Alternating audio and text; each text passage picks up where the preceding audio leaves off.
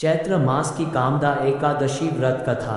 कामदा एकादशी चैत्र शुक्ल पक्ष की एकादशी होती है। यह व्रत सभी पापों का नाश करने वाला और पुण्य प्रदान करने वाला माना गया है। मान्यता है कि इस व्रत को करने से ब्रह्म हत्या जैसे महापाप भी नष्ट हो जाते हैं और भक्त को मोक्ष की प्राप्ति होती है। आइए विस्तार पूर्वक इसकी पौराणिक कथा जानते हैं। व्रत कथा। गंधर्व दंपत्ति की कथा। प्राचीन काल में रत्नपुर नामक एक अत्यंत सुंदर नगरी थी, जहां पुंडरीक नामक राजा का राज्य था। वह चंद्रवंशी था और बहुत ही धर्मात्मा तथा प्रजा का हितैषी था। उस नगर में अनेक गंधर्व, किन्नर, अप्सराएं आदि निवास करते थे। वे सभी गाते बजाते और नृत्य करते थे।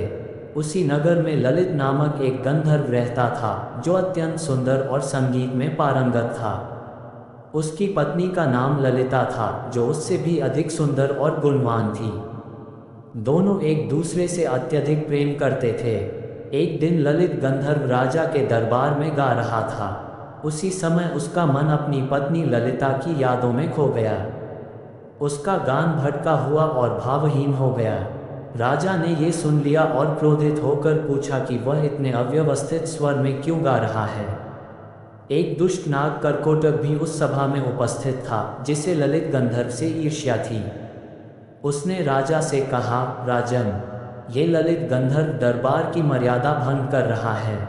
ये सभा में बैठकर अपनी स्त्री के प्रेम में डूबा हुआ है और संगीत का अपमान कर रहा है।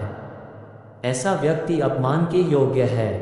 राजा क्रोधित हो गया और उसने श्राप दिया, तू अपने गंधर्व स्वरूप को खोकर राक्षस बन जा। श्राप मिलते ही ललित गंधर्व का सुंदर स्वरूप बदल गया। वह एक भयानक राक्षस बन गया। शरीर पर बाल, विकराल रूप, रक्तवर्ण नेत्र, दांतेदार मुंह और अत्यंत भयावह आकृति। उसकी पत्नी ललिता ये सब देखकर बहुत दुखी हुई। वह अपने पति को इस रूप में देखकर विलाप करने लगी और उसे वापस पूर्व स्वरूप दिलाने के उपाय खोजने लगी। कामदा एकादशी व्रत का प्रभाव। ललिता ने कई ऋषि मुनियों की सेवा की। अंततः वह ऋषि श्रृंगी के पास पहुंची।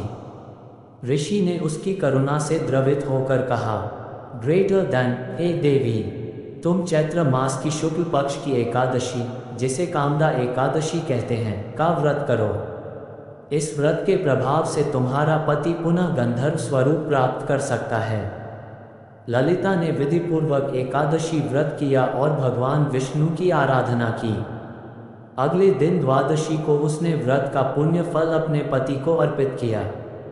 व्रत के प्रभाव से ललित को राक्षस योनि से मुक्ति मिली और वह पुनः अपने सुंदर गंधर्व स्वरूप में लौट आया। दोनों अत्यंत प्रसन्न हुए और ऋषि को प्रणाम कर आशीर्वाद प्राप्त किया। व्रत का महत्व। भगवान श्री कृष्ण ने युधिष्ठिर को इस व्रत के विषय में बताते हुए कहा, ग्रेटर देन, हे राजन, इस व्रत को करने से मनुष्य सभी प्रकार के पापों से मुक्त हो जाता है। यह व्रत सभी मनोकामनाओं को पूर्ण करने वाला है। जो इस व्रत को श्रद्धा पूर्वक करता है, वह इस जीवन में सुख और मृत्यु के बाद मोक्ष को प्राप्त करता है।